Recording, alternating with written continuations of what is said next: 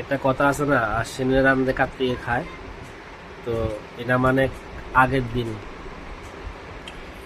তো এটা আগের দিন বলে ভাতটা কিটা হয় কিটা হয় ভাতটা রান্না থাকে, মানে তারা উপোস থাকে। গতকালকে পুরা দিন উপবাস থেকে পূজা করছে, মার পূজা করে সেটা উপবাস থেকে তারা রাঁধছে। এই রান্নাটা আজকে খাইব।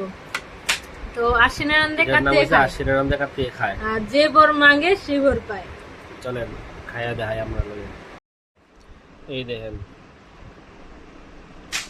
এটা হচ্ছে ওই ভাতটা যেটা কালকা রাঁধছে। আর কলা, এদিকে আছে গুড়, এদিকে আছে নারকেল। আর চিনি টিনি লাগতো না।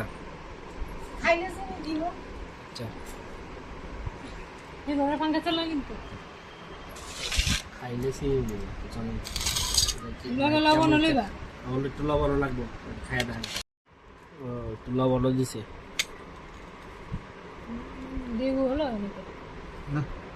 তা আপনারা কারা কারা এবার আশ্বিনের রান্ধে কার্তিকে খায় কিংবা খাইতেছেন আজকে প্রসাদ হিসাবে, অবশ্যই কমেন্ট করে জানাইন তো।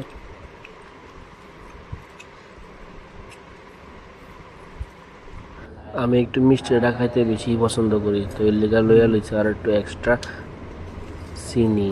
ওই দেখেন চিনি দিতেছে।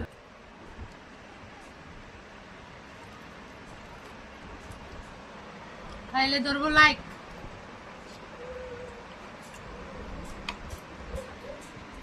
আরে ঘুমাইবে